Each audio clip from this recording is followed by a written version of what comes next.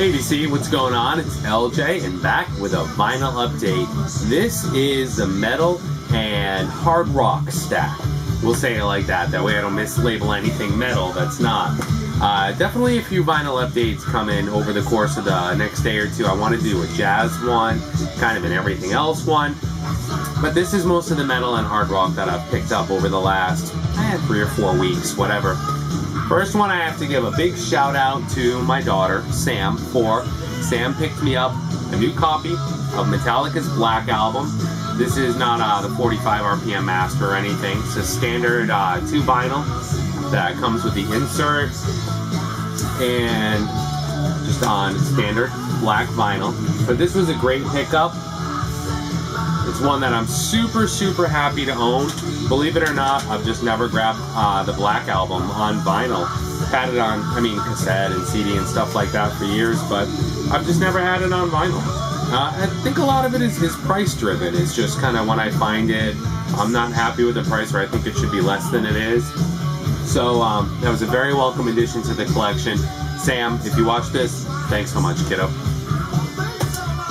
Next is another Metallica album I did not pick up when it came out, and it was kind of based on the mixed reviews and again the price point.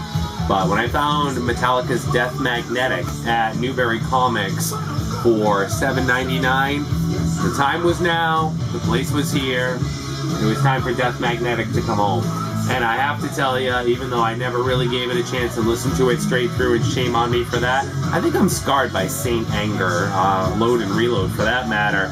But Death Magnetic was just absolutely fantastic. It's a great album. I'm really sorry I slept on it for a couple of years, picking it up on vinyl, and I'm super happy to have it. Back towards the hard rock side, here's a couple older things that I picked up. First is Humble Pie, Rockin' the Fillmore. I'm a big Peter Frampton fan. I love Frampton's guitar tone and guitar work, and this is one that I didn't have in my collection. It's just on A&M, and it's absolutely amazing. Shame on me. Playing in the background, David Lee Roth, So Little Ain't Enough. Excellent tape. I picked up 2 Humble Pie records that day. The second is Eat It. This has a pretty cool booklet inside with some really neat artwork. I don't think there's anything special on the labels, just standard A&M. But Eat It was, I believe, from '73, and this is Humble Pie's studio album, but the 4th side of this is live, and overall it's just a really great album. I love Humble Pie. An upgrade copy of Molly Hatchet's Flirtin' with Disaster. Some killer Southern rock, late 70s Southern rock. Year. 79. Fantastic album. Early 80s, Foghat heading towards the end of their career. I really do like Foghat a lot. Their debut album is one of my favorite albums of all time. Here's Zigzag Walk. When it showed up for $1, I was kind of powerless to say no because I didn't have it. Lonesome Dave, still fronting the band, and Dave has a great voice. Rest in peace, Dave. Great album. Here is an addition to the Doors collection. This is Absolutely Live. It's a fantastic album. The Doors Absolutely Live shares some material with a lot of different Doors releases. I have Alive She Cried and Live at the Hollywood Bowl. And I definitely notice a lot of the material being recycled and reused throughout those releases. So it's going to be interesting to do a little research and see, where and why the overlap between the live material and live releases.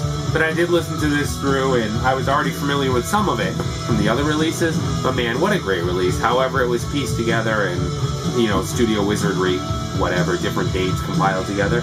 What a great album. Here is an upgrade copy of one of my favorite Pink Floyd albums, and that's Animals. My copy of Animals had seen better days, at least in terms of the jacket anyways, and this one is just absolutely awesome. And Animals has some killer labels, and check those out if you can. Absolutely great stuff. Animals is a great album, highly recommended.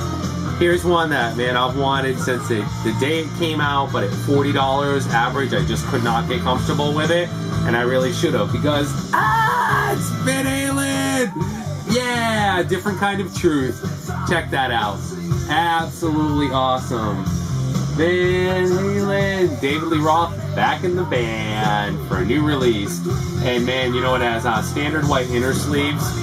but look at the vinyl. Isn't that gorgeous? Gorgeous, gorgeous, gorgeous, gorgeous, gorgeous, gorgeous. Red vinyl. Killer, killer custom labels. What a great album. I was going to say lots of mixed reviews on this, but that's a bunch of bullshit.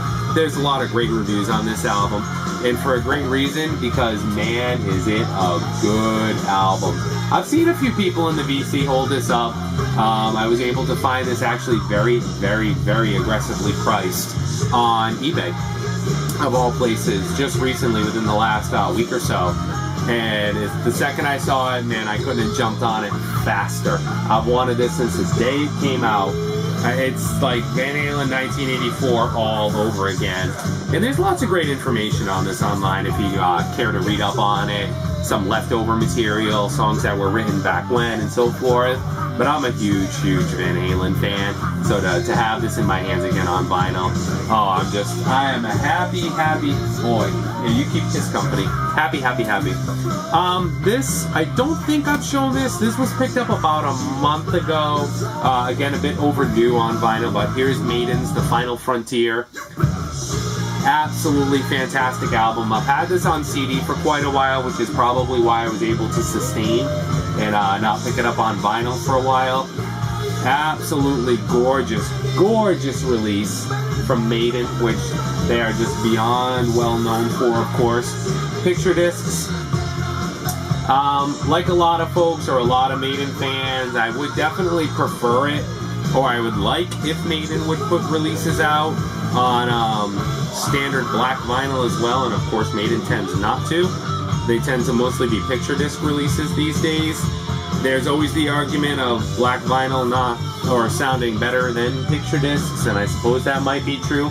And I've heard some negative commentary about the quality of this pressing, but I would like to let anyone that's contemplating picking this up and is kind of steered clear due to the reviews of maybe it doesn't sound that good, please don't buy into it. It sounds fantastic. If you have a solid turntable with a solid stylus and a solid cartridge and solid speakers and good ears, and you're not an audiophile, looking for those pitch frequencies, and come on, give me a break, really? It sounds good. You turn it up, you play it loud, it sounds like a great Maiden record, make no mistake about it. If somehow you happen to have canine ears and you can pick up those itty bitty nuances, maybe you'll be disappointed. But I'm a huge Maiden fan, I'm a huge music fan, and I'm telling you, the album sounds awesome. Get it. Fantastic album. And the last one here, this is AC/DC, The Razor's Edge. This is the 180-gram remaster of one of ACD's best albums. A high school masterpiece for me.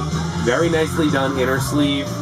Very, very, very nice pressing. Like I said, it sounds absolutely fantastic. Nice labels. Great album. Absolutely impossible to go wrong. A classic AC/DC release.